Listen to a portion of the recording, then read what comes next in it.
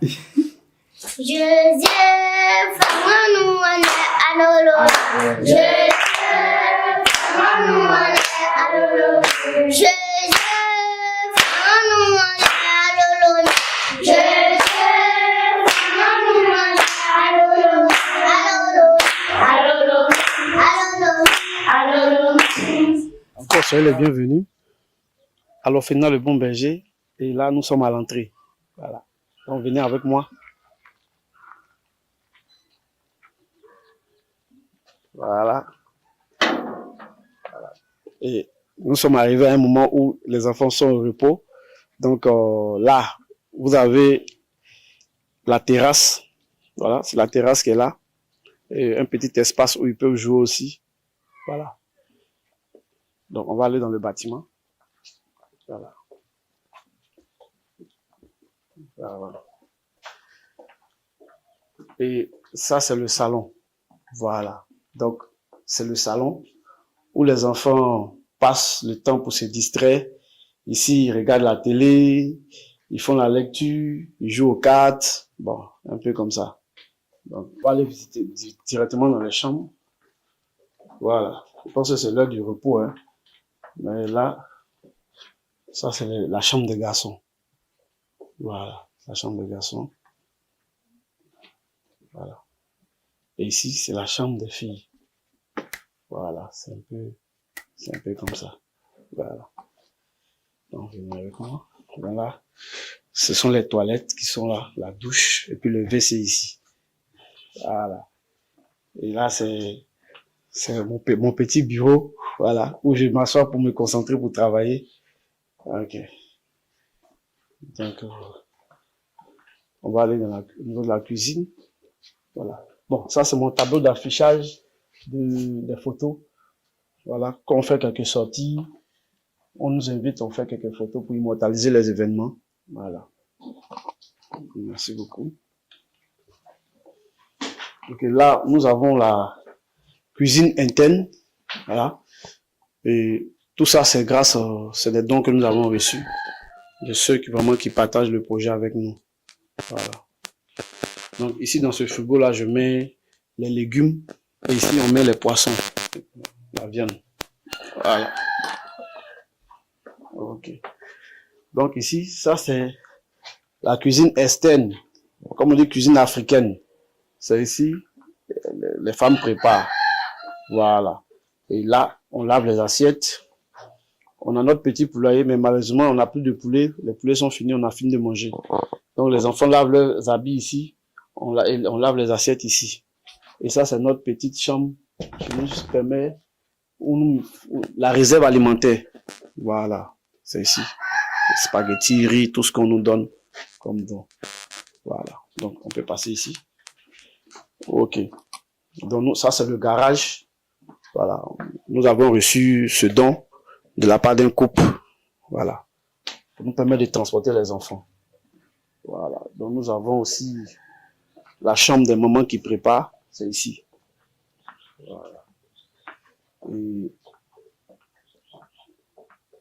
ici, c'est la salle à manger, en même temps la salle d'études. Voilà. Il y a un petit coin derrière là, où ils peuvent jouer de temps en temps. Voilà. Donc voilà un peu.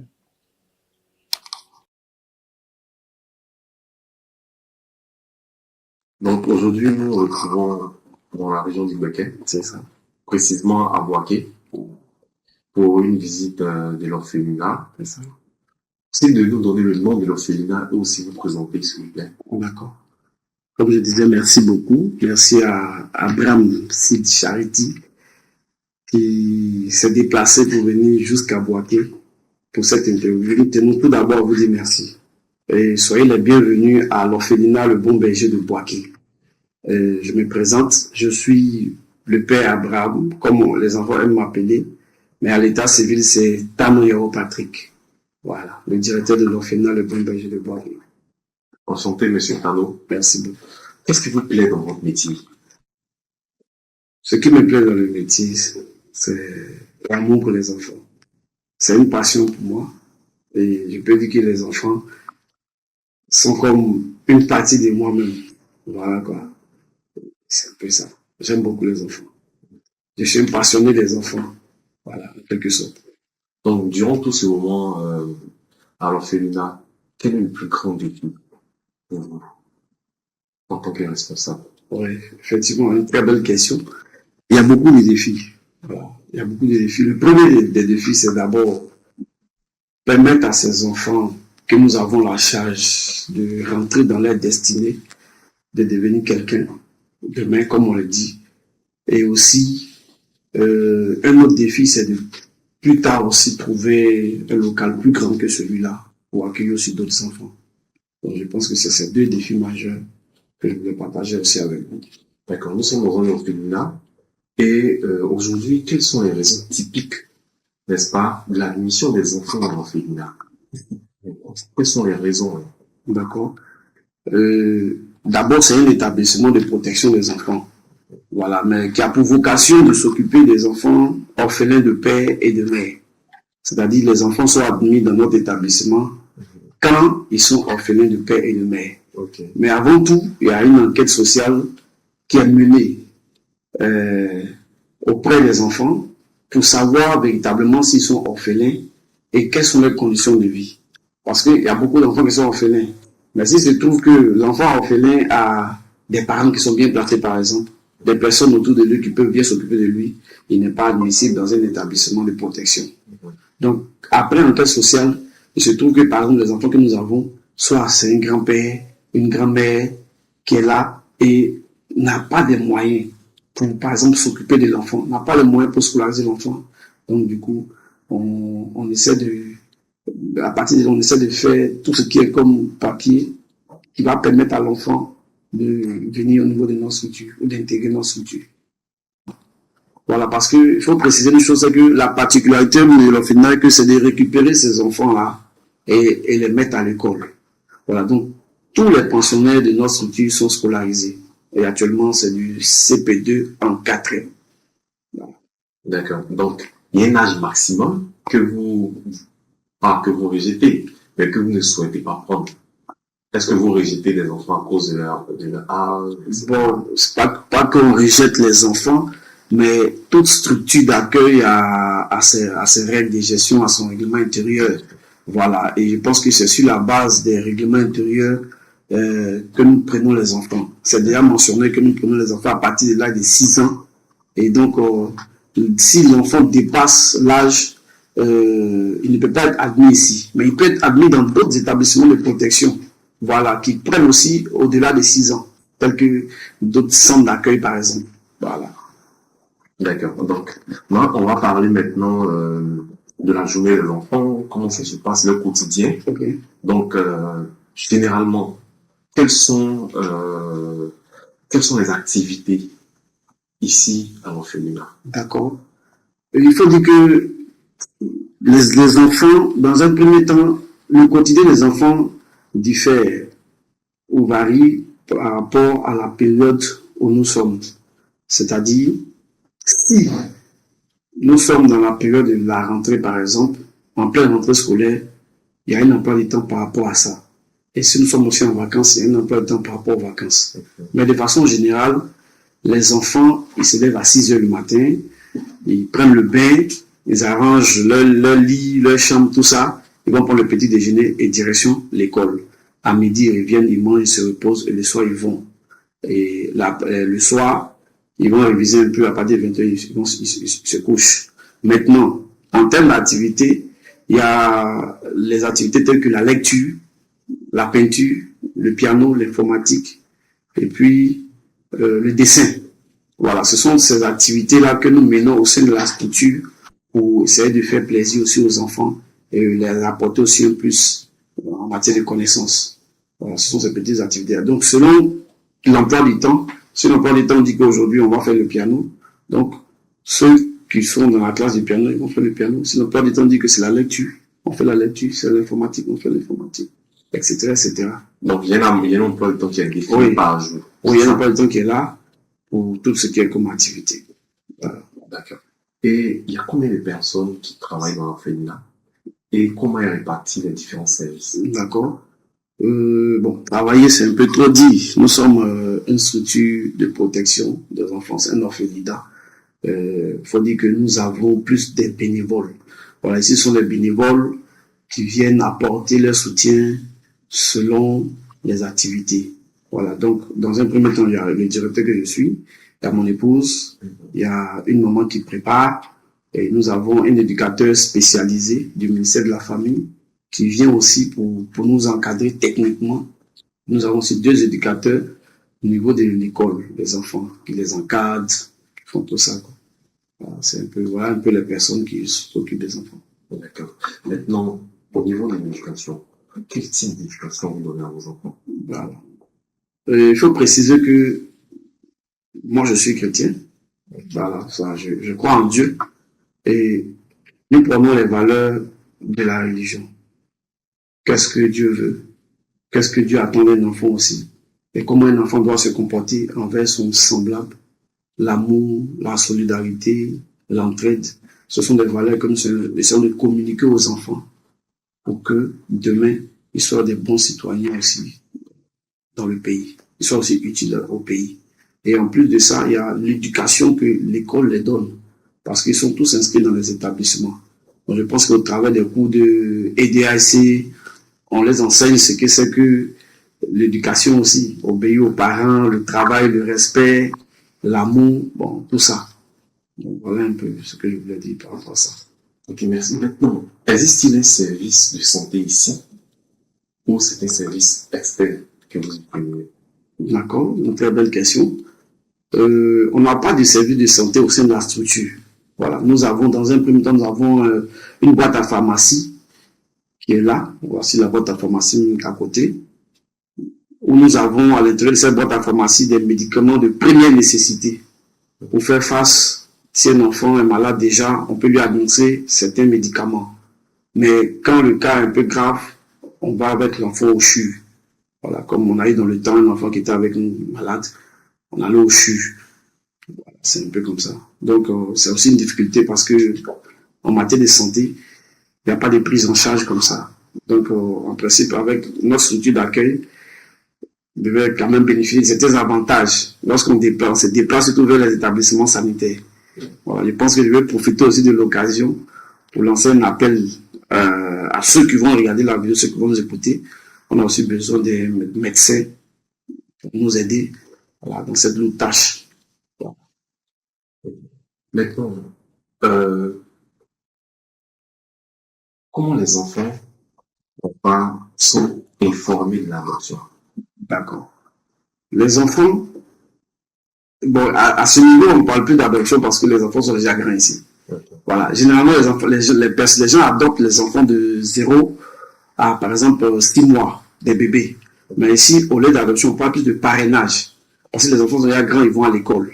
Donc, on parle de parrainage, c'est-à-dire quelqu'un qui est intéressé par un enfant au niveau de la structure, le parraine au niveau de l'éducation, au niveau de la santé, au niveau de la formation. C'est-à-dire, il apporte quelque chose comme moyen financier pour parrainer l'enfant en question. Maintenant, quand l'enfant aura l'âge de sortir, et on va mener toutes les démarches qu'il y a à suivre pour que l'enfant puisse intégrer la famille de celui qui l'a parrainé pendant qu'il était ici. Voilà. Donc déjà, on les prépare psychologiquement. Ils savent qu'un jour, ils partiront de l'orphelinat parce qu'ils ne vont pas rester ici éternellement. Voilà, c'est juste un passage, un temps qu'ils font ici, le temps d'avoir une formation adéquate. Voilà, c'est un peu ça. D'accord. Rencontrez-vous des difficultés à ce niveau-là?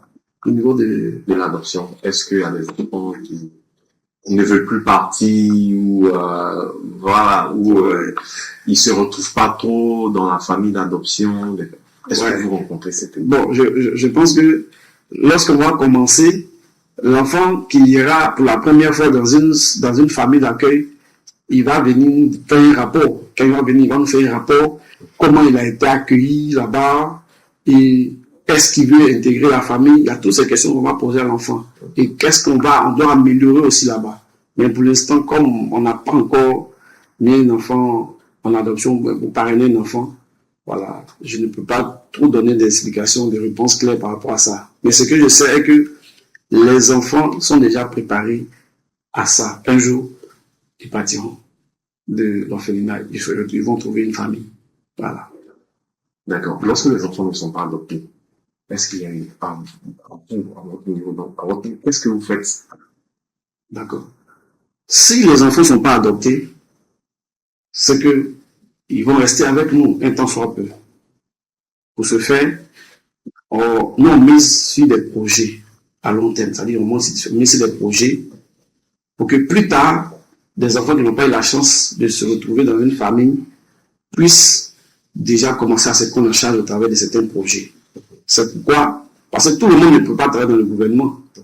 Certains vont réussir à l'école, d'autres ne pourront pas. Donc, une fois qu'on commence à constater que l'école ne va pas avec tel enfant, on préfère l'inscrire dans une formation qualifiante. Il va apprendre soit un métier pour que plus tard il puisse se prendre en charge. Voilà, c'est un peu comme ça. D'accord. Donc, vous allez regarder la caméra. Oui. Et vous allez nous dire, n'est-ce pas, qu'est-ce que vous attendez des gens? D'accord. Ok. Merci beaucoup. Je pense que c'est un travail très, très colossal que nous menons ici à l'orphelinat Le Bon Berger. On attend que des personnes de bonne volonté nous assistent. C'est vraiment important aujourd'hui. Avoir la charge de tous ces enfants, c'est pas facile. Les besoins sont énormes, tant au niveau de l'alimentation, tant au niveau de la santé, tant au niveau de la formation, etc. Au niveau aussi des projets. On a vraiment besoin que des personnes de bonne volonté nous assistent. C'est le message que je veux lancer vraiment aux personnes qui nous écoutent. D'accord. Maintenant, pour une question bien précise, que représentent 10 000 francs dans le quotidien des enfants? Bon, je pense que 10 000 francs, un enfant, sa prise en charge égale à 10 000 francs. Comme si on s'était entendu, mais en réalité, un enfant par jour, il est égal à 10 000 francs. Donc, celui qui me donne la somme de 10 000, c'est comme si il assure la prise en charge d'un enfant pour un jour. Voilà. Y compris la santé, l'alimentation. Voilà. D'accord. Voilà. Avez-vous quelque chose d'autre à partager avec nous, une expérience que vous avez vécue,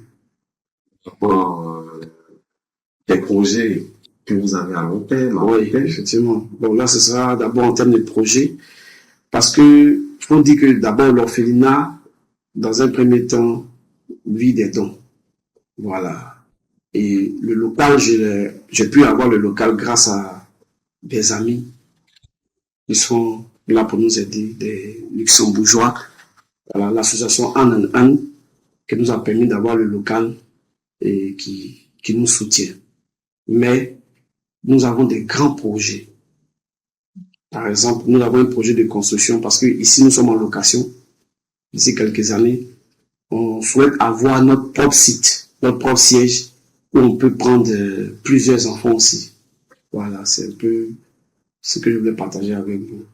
Ajouter aussi à cela les enfants, ce que je voulais ajouter, c'est que les enfants dans leur établissement sont beaucoup excellents. Voilà, ils ont eu plusieurs prix d'excellence depuis 2020 jusqu'à cette année. Voilà, c'est ce que je voulais partager aussi avec vous. Le premier de classe, tu as combien de moyens comme ça? Le premier de classe peut avoir 15 de moyenne. Et dans quelle classe? 15 de moyenne CM2. Voilà, 15 de moyenne. C'est un peu ça.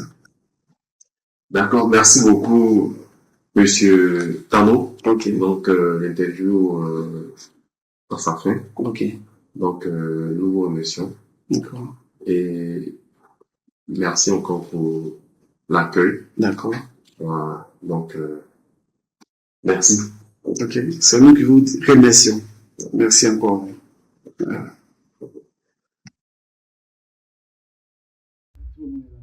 Bonjour les enfants. Ça va? Vous allez bien?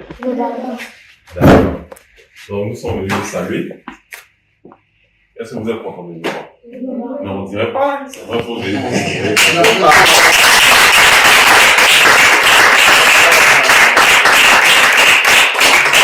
D'accord. Donc, moi je me présente d'abord. Je m'appelle Tonton Jo. Ouais, non. C'est bon? Il y a un jour ici. Ah, il y a un jour là-bas, d'accord. Donc, chacun va se présenter. On va commencer par quoi? On va partir comme ça. C'est bon? Moi, je m'appelle Marie Séjourne. J'ai pas de CD. J'ai 10 ans. Je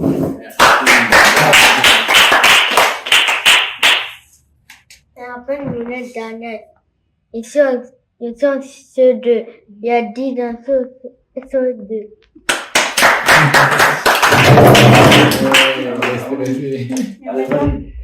Je me nomme Agasso Fanaou. J'ai 11 sur CM2.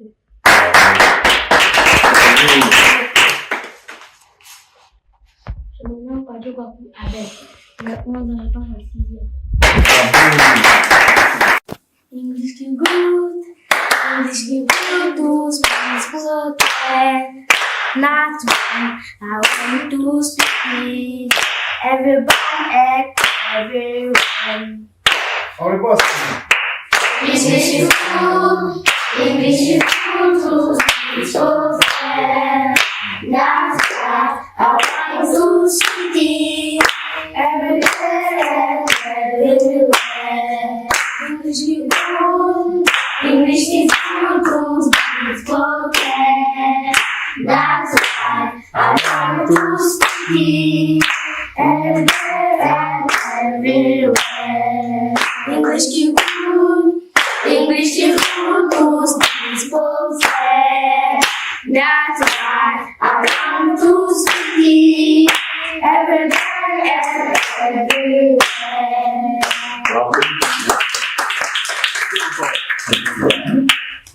Cette fois-ci, la deuxième chanson.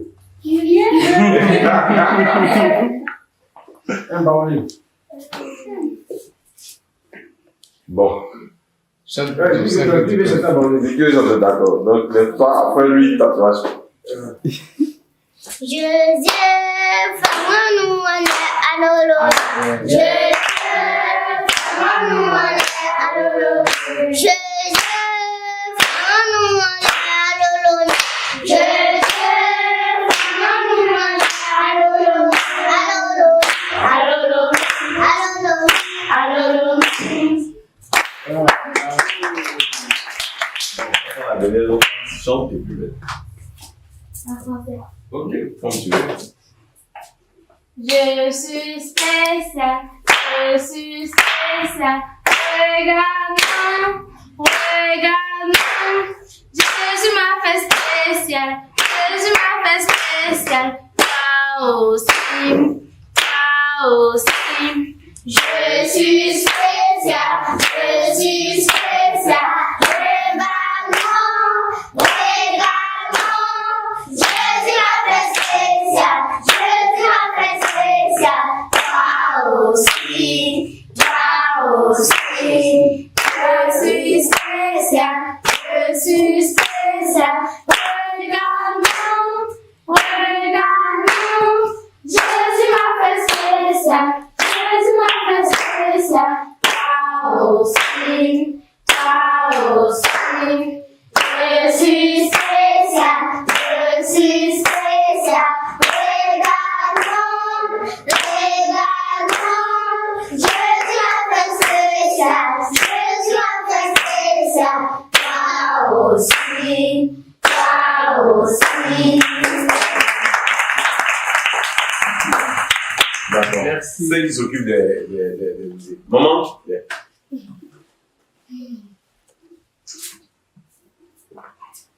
D'accord. Donc, tu as un moment des musiques. D'accord. Parle-nous un peu. Ok, moi c'est Marie-Esther, Kwamia ou Marie-Esther. Je suis les tata. Bon, en tout cas, ils se comportent bien, ils sont très sages. Voilà. Et puis, ouais, ils sont intelligents, ils sont très intelligents aussi. Et ok, je prépare pour eux, je fais les petits déjeuners. La journée, quand ils se réveillent le matin, bon, chacun connaît son travail. Voilà. Chacun va faire son travail, son petit boulot. Voilà, moi, je suis à la cuisine pour faire les petits déjeuners et puis la nourriture de midi aussi. Un peu ça.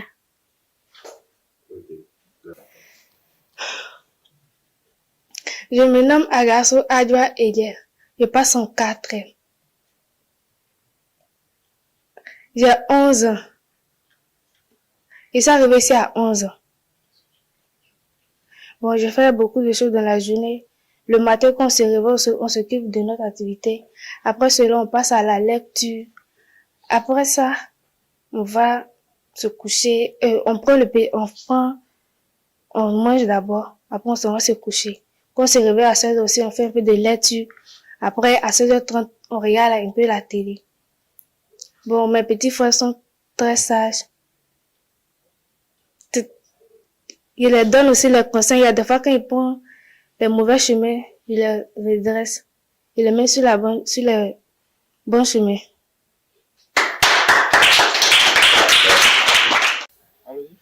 Je voudrais remercier la responsable de l'association Abrams Seed Charity pour cette visite au sein de notre structure et surtout vous dire merci pour votre don. Je crois que c'est une très belle initiative et grâce à votre association, plusieurs personnes, je suis convaincu, vont pouvoir apporter leur pierre à l'édifice, soutenir aussi l'orphelinat Le Bon Berger de Boaké. Et nous voulons vous dire merci. Un merci poussé pour dire que grâce à votre structure, plusieurs orphelinats aussi en Côte d'Ivoire vont pouvoir aussi recevoir de l'aide et de l'assistance. Que Dieu bénisse votre association et à très bientôt. Merci beaucoup. C'est que papa,